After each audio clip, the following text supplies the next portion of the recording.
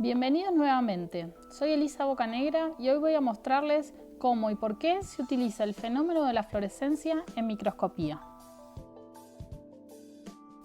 La microscopía de fluorescencia es una de las técnicas más utilizadas actualmente, tanto en las ciencias médicas como en las ciencias biológicas. Esta importancia ha estimulado al desarrollo de microscopios más sofisticados y numerosos accesorios de fluorescencia, dado que la epifluorescencia o fluorescencia de luz incidente se ha convertido en el método de elección en muchas aplicaciones. Pero ¿por qué usar fluorescencia en microscopía? Hay dos aspectos importantes que hacen que uno pueda obtener una buena imagen en un microscopio. Una es la resolución y la otra es el contraste. Utilizando fluorescencia obtengo un alto contraste. En esta imagen se demuestra cómo parte de la célula está marcada en verde y otra parte de la célula está marcada en rojo, mientras que el fondo es negro. De esta forma se encuentra muy delimitada cada parte de la célula. Es decir, que obtenemos especificidad. Podemos ponerle una etiqueta a cada color que puede ser una proteína específica o una molécula o una parte de la célula o donde nosotros queramos. Otro aspecto importante es que la fluorescencia es cuantitativa, de modo que si calibro mi sistema correctamente, puedo realizar mediciones. Por lo tanto, utilizando microscopía de fluorescencia, se puede controlar la ubicación precisa de los componentes intracelulares marcados con fluoróforos específicos, así como los coeficientes de difusión asociados, características de transporte e interacciones con otras biomoléculas. Además, la espectacular respuesta de la fluorescencia a las variables ambientales localizadas permite investigar el pH, la viscosidad, el índice de refracción, las concentraciones iónicas y el potencial de membrana y la polaridad del disolvente en células y tejidos vivos. Pero, ¿qué es la fluorescencia? La fluorescencia es un proceso de interacción entre la radiación y la materia, en el cual un material absorbe radiación de una fuente específica y muy rápidamente emite luz, cuya energía es menor y de mayor longitud de onda que la de la radiación que ha absorbido. Las sustancias que no son fluorescentes no emiten energía o luz, simplemente reflejan parte de las radiaciones recibidas. Por eso, cuando vemos un objeto azul que está siendo iluminado por la luz del sol, ese objeto está reflejando esa luz azul y está absorbiendo el resto de las longitudes de ondas que recibe. Si el objeto es blanco, refleja todas las radiaciones que recibe, y si es negro, las absorbe todas. Esto es distinto a lo que ocurre en una sustancia fluorescente. Estas sustancias absorben unas radiaciones y emiten otras radiaciones. En general, la longitud de onda emitida por una sustancia fluorescente es mayor que la recibida, es decir, que su energía es menor. La duración de todo el proceso es de unos nanosegundos, por lo que se considera que es instantáneo. ¿Y cómo se produce la fluorescencia? Teniendo en cuenta el espectro de luz visible, si tengo una sustancia llamada fluoresceína y teniendo en cuenta que se encuentra en un estado normal de energía, si algún tipo de luz incide en esta sustancia, esta absorbe la luz de excitación y eleva la molécula del fluorocromo a un estado de excitación con mayor contenido de energía.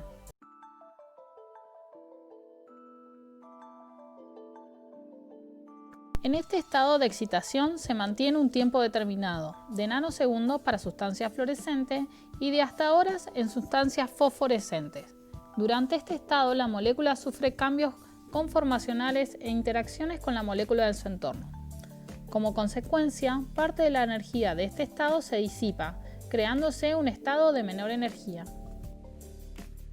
Pasado este tiempo de excitación, la molécula emite luz de energía volviendo a su estado fundamental. Debido a la disipación interna de energía, la luz emitida tiene siempre una longitud de onda mayor que la luz de excitación. La cantidad de luz emitida es muy pequeña en comparación con la utilizada para la excitación. La mayoría de las moléculas en las células no fluorescen, por lo tanto tienen que ser marcadas con moléculas fluorescentes. Los materiales que fluorescen lo hacen porque tienen estructuras con configuraciones moleculares particulares conocidas como fluoróforos o fluorocromos.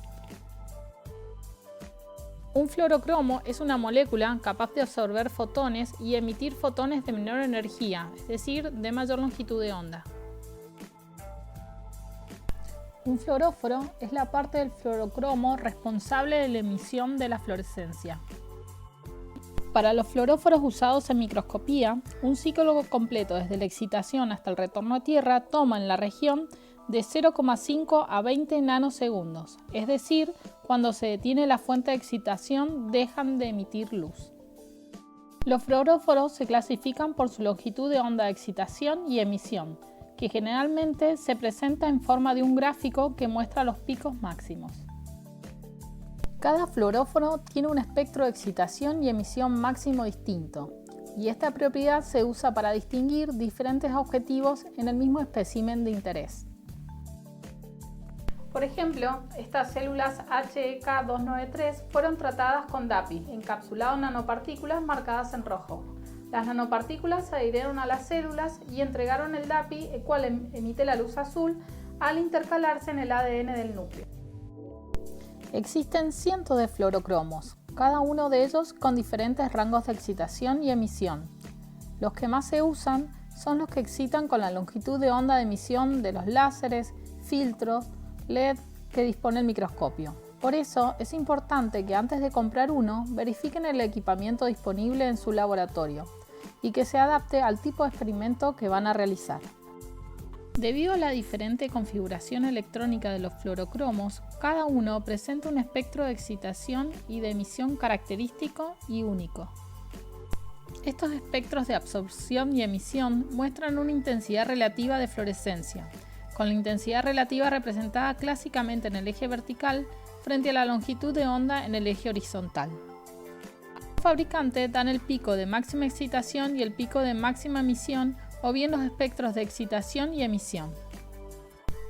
La línea de puntos nos muestra el espectro de excitación, es decir, la longitud de onda de la señal incidente debe estar en el rango de esta línea punteada. Y si es menor de 300 nanómetros o mayor de 400 nanómetros, la señal obtenida será de muy baja intensidad. Por el contrario, si se encuentra cerca de los 350 nanómetros, la señal de emisión será de mayor intensidad. Esta gráfica muestra la diferente intensidad de la luz de emisión máxima a diferentes longitudes de onda de excitación. Se pueden hacer varias observaciones a partir de un conjunto típico de excitación y emisión de curvas o espectros. Generalmente hay una superposición entre el extremo de mayor longitud de onda del espectro de excitación y el extremo de menor longitud de onda del espectro de emisión. Esta superposición de intensidades y longitudes de onda de excitación y emisión debe eliminarse. Para esto se eligen filtros de excitación, dicroico y de barrera o emisión apropiados para cada fluoróforo. De lo contrario, la luz de excitación, que es mucho más intensa, abruma la luz de fluorescencia emitida más débil y disminuye significativamente el contraste de la muestra. Cuando los electrones pasan del estado excitado al estado fundamental, hay una pérdida de energía vibracional. Como resultado, el espectro de emisión se desplaza a longitudes de onda más largas que el espectro de excitación. Este fenómeno se conoce como ley de Stokes o cambio de Stokes. Cuanto mayor sea el cambio de Stokes, más fácil será separar la luz de excitación de la luz de emisión. Para lograr la máxima intensidad de fluorescencia, el fluorocromo generalmente se excita en la longitud de onda en el pico de la curva de excitación. Y la detección de emisiones se selecciona en la longitud de onda máxima de la curva de emisión. Selecciones de longitudes de onda de excitación y longitudes de onda de emisión se controlan mediante filtros apropiados. Una molécula del fluorocromo puede variar varios ciclos de excitación-emisión, pero bajo condiciones de iluminación de alta intensidad hay una destrucción irreversible del fluorocromo excitado que se denomina fotoblanqueo o photobleaching, limitando la detección de fluorescencia. Entonces se define al photobleaching como la descomposición irreversible de las moléculas de los fluorocromos. Está directamente relacionado con la intensidad de la excitación y con el tiempo durante el cual estamos excitando la muestra. Para evitar este efecto se debe trabajar en condiciones de mínima iluminación posible. También definimos el caging como la disminución de la intensidad de la emisión debido a condiciones de temperatura o presión elevada, agentes oxidantes y algunas sales. También puede ser debida a interacciones entre moléculas del fluorocromo, por lo que aumentar la concentración de este no siempre supone un aumento de fluorescencia. Se debe trabajar con agentes secuestradores de oxígeno. Ahora vamos a analizar cómo funciona el microscopio de fluorescencia y cada una de sus partes. En un microscopio de fluorescencia, la luz recorre una trayectoria diferente a la de un microscopio de luz convencional. Como se muestra en la animación del microscopio de luz transmitida a la izquierda, donde la luz atraviesa la muestra y se dirige directamente a los oculares para ser observados. En un microscopio de fluorescencia, la luz que incide en la muestra es reflejada y se dirige a los oculares. Desde la fuente de fluorescencia, el haz de la luz viaja por el tubo del microscopio hasta el cubo compuesto por varios tipos de filtros diferentes, encargado de proporcionar un haz de luz con la longitud de onda acotada necesaria para que pueda interactuar con el fluoróforo que posee la muestra. La luz emitida por la muestra es de una longitud de onda diferente a la incidente, atraviesa el cubo de filtro y se dirige a los oculares o a una cámara para ser observados. Una de las características del microscopio de fluorescencia es que puede ser utilizado para poder observar distintos tipos de fluoróforos, simplemente cambiando el cubo de filtros necesario. En la microscopía de fluorescencia, las grandes variaciones entre las concentraciones de fluoróforo localizadas dentro de la muestra, junto con las diferencias en el coeficiente de extinción y el rendimiento cuántico de un fluoróforo a otro, influyen significativamente en la señal de emisión producida para una cantidad dada de intensidad de excitación. Teniendo en cuenta que muchas muestras contienen solo cantidades diminutas de material fluorescente en cualquier campo de visión particular, estos factores combinados producen un nivel promedio de emisión de fluorescencia que es de 4 o 6 órdenes de magnitud menor que la intensidad de excitación. El primer elemento que vamos a analizar es la fuente de luz de fluorescencia. Para excitar la fluorescencia de un fluorocromo se necesita una fuente de luz muy intensa que suministre las longitudes de onda de excitación del fluorocromo en uso. Existen varios tipos, pero solamente voy a presentarles la lámpara de mercurio a alta presión y la iluminación por LED. Las lámparas de mercurio a alta presión o lámparas de arco producen una muy buena intensidad y hasta hace unos años eran las más utilizadas. Estas lámparas exhiben máximos discretos sobre un fondo continuo, proporcionando excitación en todo el rango. La salida de la luz se va reduciendo con el tiempo debido al ennegrecimiento del envoltorio de cuarzo. Nunca deben utilizarse más tiempo del recomendado por el fabricante, ya que existe riesgo de explosión que dañaría el microscopio y llenaría la habitación de vapores de mercurio. Generalmente llevan un contador de horas incorporados y duran aproximadamente 300 horas. Estas lámparas no permiten un apagado y encendido con frecuencia, ya que acortaría su vida útil. Son lámparas caras, ya que requieren unidades de encendido especiales de muy alta potencia. Con el desarrollo de los LED de alta intensidad se ha podido incorporar este tipo de fuente de luz a la microscopía, lo que ha traído una gran cantidad de beneficios en cuanto a la captura de imágenes en los microscopios de fluorescencia. Principalmente por la alta velocidad de conmutación, lo que permite realizar experimentos in vivo con varios tipos de fluoróforos para eventos que transcurren con cambios de milisegundos, como por ejemplo los espermatozoides. Otra de las ventajas que tiene es su larga vida útil, de aproximadamente 10.000 horas, comparado con las 300 horas que tiene una lámpara de arco. Aunque tiene las desventajas de tener una menor intensidad, aunque la tecnología estos últimos años ha avanzado mucho y hoy en día ya no es un problema. Los LED se fabrican con una longitud de onda acotada, por lo que suele colocarse un módulo con una combinación de hasta 7 LED de diferentes longitudes de onda. Otra de las ventajas frente a las lámparas de arco es que necesitan menos espacio, su construcción es más compacta y su fuente de alimentación es más pequeña, disipan menos calor y consume menos energía. El tiempo de desconexión y conexión de cada LED está en el orden de los microsegundos. Todo esto sin degradarse su vida útil. Es muy sencillo hacer una combinación de varios LED para experimentos con varios colores. Los filtros de interferencia están compuestos por una serie de cristales laminados que han sido perfectamente ajustados para reflejar algunas longitudes de onda incidente y transmitir otras.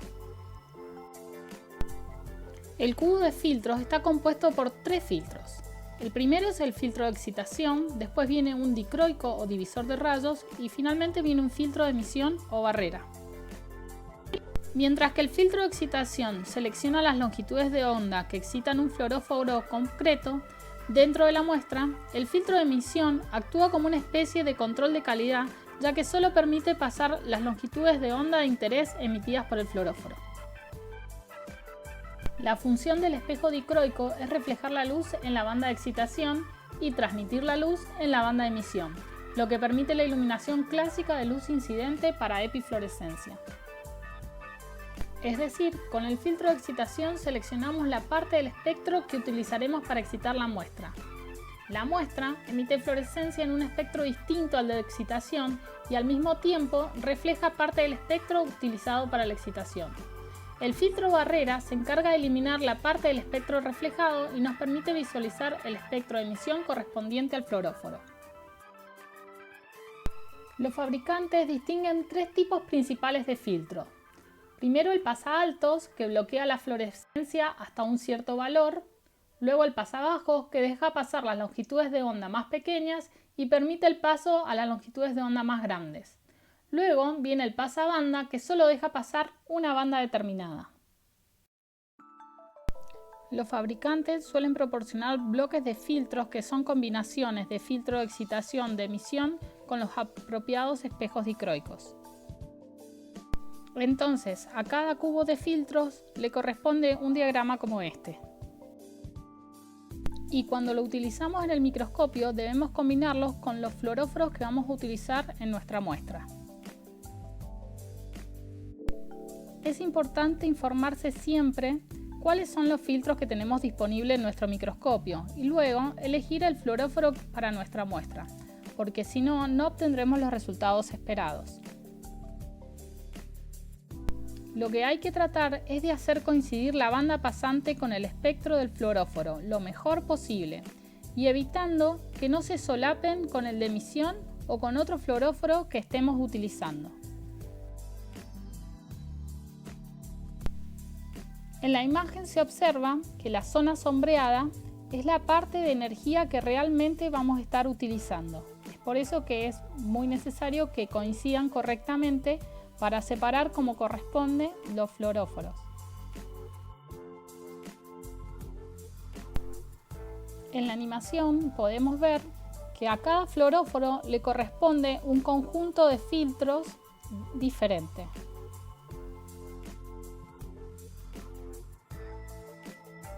El soporte donde van alojados los cubos puede ser manual o motorizado, el cual puede ser automatizado y controlado por un software. También pueden ubicarse en ruedas, es decir, una rueda de filtros para la excitación y una rueda de filtros para la emisión. Y el dicroico se utiliza un multibanda como el de la figura. En la siguiente animación podrán ver cómo un microscopio upright trabaja con luz transmitida o con fluorescencia. Y también podrán ver cómo cuando cambio el cubo de filtros cambia la longitud de onda de la señal.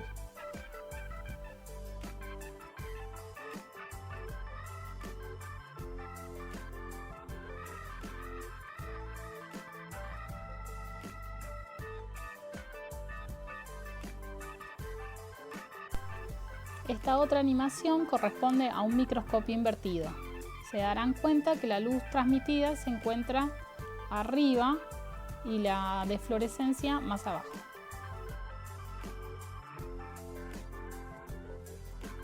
utilizan cuando utilizamos muestras in vivo.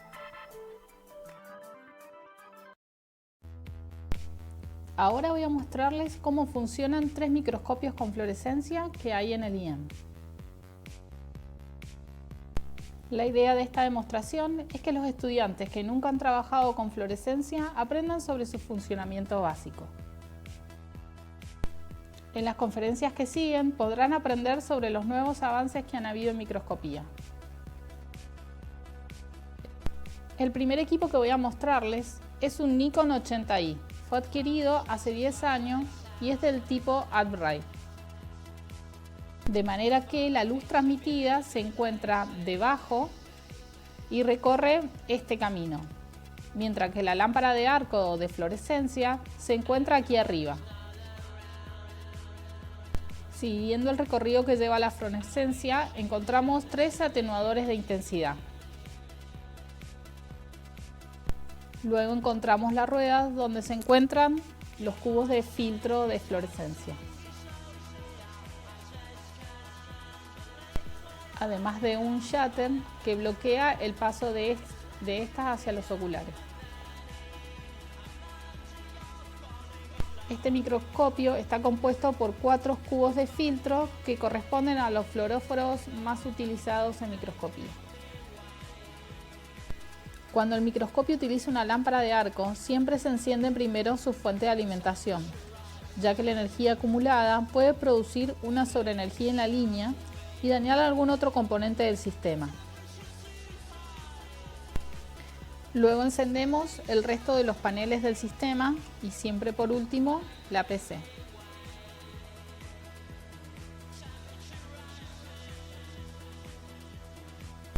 Este microscopio trabaja con una cámara CCD de 6 megapíxeles color.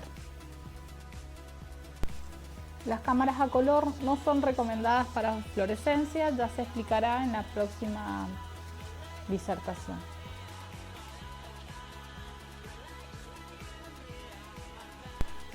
Ahora podemos apreciar cómo al cambiar el cubo de filtros cambia la iluminación en nuestra muestra.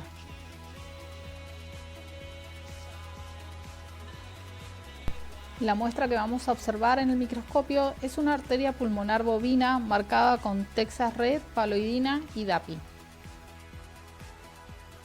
Una vez que ya enfocamos nuestra área de interés, abrimos el paso de luz hacia la cámara digital para poder ser observada en un software en la PC.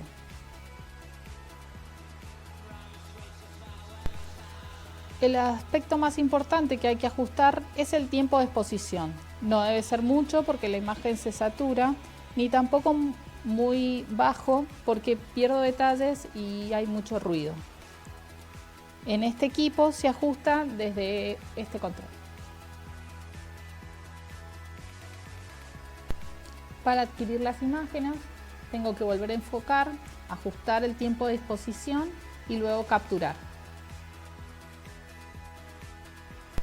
Esta operación debo hacerla con cada fluoróforo que haya marcado mi muestra.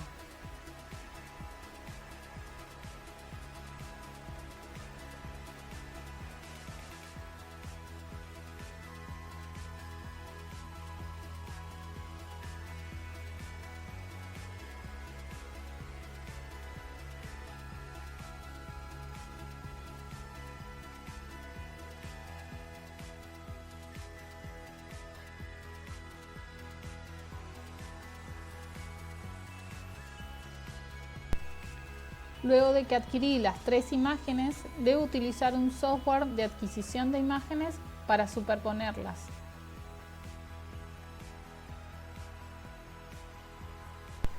Ahora les voy a mostrar el microscopio Nikon TE2000. Este equipo lleva más de 20 años en el instituto. Como observarán, el microscopio es del tipo invertido, por lo que se pueden realizar ensayos in vivo. La lámpara de fluorescencia se encuentra en la parte inferior, mientras que la lámpara de luz transmitida se encuentra sobre los oculares o en la parte superior. Es un equipo que está totalmente automatizado en cuanto a los filtros de fluorescencia. Posee 3 ruedas de filtro, uno para la emisión, otro para los espejos dicroico y la última se encuentra un paso antes de la cámara digital.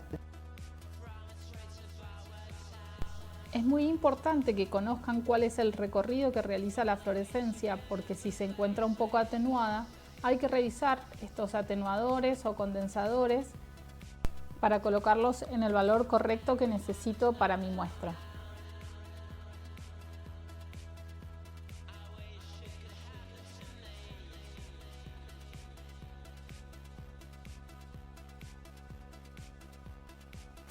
Posee una cámara monocromática Hamamatsu. Este sistema es mucho más complejo para operar, es por eso que hemos dejado en el microscopio un listado con los filtros y sus combinaciones para que cada uno pueda combinarlos según la necesidad. Este es el panel de control del microscopio, donde desde aquí se pueden cambiar los filtros. Notarán que al ser un equipo más sofisticado requiere que el usuario esté bastante mejor entrenado que para otros equipos. La elección de la combinación de filtros también se puede hacer desde el software y es más sencillo porque las combinaciones ya están preestablecidas en el listado.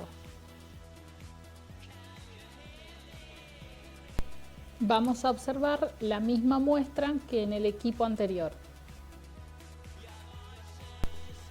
Se observa cómo la imagen está saturada y debo cambiar el tiempo de exposición de la muestra. Se nota en este equipo que la sensibilidad de la cámara es mejor, por eso debo bajar el tiempo de exposición mucho más que en el equipo anterior.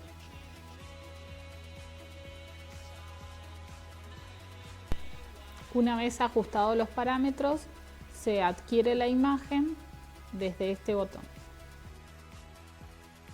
Debido a que es una cámara monocromática, desde el software podemos agregarle el color que corresponde al fluoróforo de nuestra muestra, el que estamos observando. Luego, desde el software, elijo la combinación que deseo observar. En nuestro caso vamos a observar FIT-C.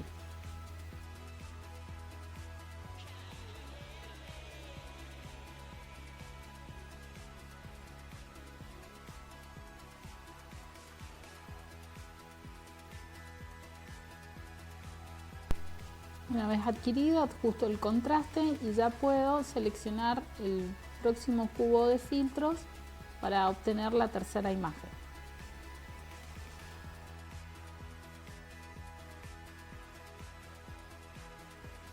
En este equipo tenemos la posibilidad de que tome automáticamente las imágenes en varios canales durante cierto tiempo, es decir, podemos hacer un live, pero el cambio de un fluoróforo a otro, debido a que tiene que girar 3 ruedas de filtro, no puede hacerse en menos de 7 segundos, por lo que no podría utilizarse para movimientos muy rápidos.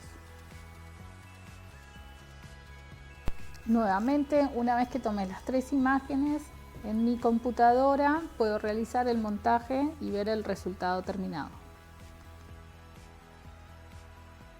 Ahora veremos cómo funciona el microscopio Nikon TE300. Es un microscopio invertido. El estativo ha sido adquirido hace más de 20 años, pero tanto la cámara digital como la fuente de iluminación por LED tiene al menos 10 años. El sistema de iluminación está compuesto por 2 LED, uno de 470 nanómetros y otro de 543 nanómetros. Desde este módulo se puede controlar la cantidad de iluminación del LED, como su encendido o apagado. El control puede ser manual o también a través de un software en la computadora. Posee una cámara Andor Lucar EMCCD, que tiene una muy buena sensibilidad y una conmutación muy rápida. El cambio de los filtros se hace de manera manual. En la primera posición se encuentra vacío para observar el campo claro. Luego viene un multibanda que se pueden utilizar cualquiera de las 4 bandas. El siguiente cubo tiene un pico de excitación en 540 nanómetros y el último tiene un pico en 470 nanómetros. Es decir, uno para rodamina y otro para FITC parecido. Este sistema opera con el software libre de Micromanager. Vamos a observar la misma muestra que vimos en los otros microscopios, pero en este caso no vamos a ver el fluoróforo de DAPI, porque no está instalado todavía.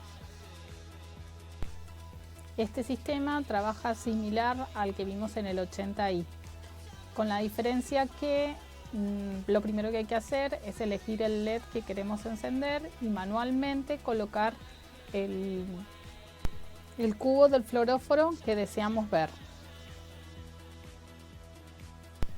Pero si lo que yo busco es velocidad, puedo activar el modo de Multidimensional Acquisition que se llama, donde una vez que ya hice foco y ajusté el tiempo de exposición en mi muestra, con un solo clic activo los canales que quiero observar y al darle la adquisición me toma las 2 imágenes. Es fundamental utilizar el filtro multibanda para este modo. También puedo hacer stack en el tiempo y darles la variación en segundos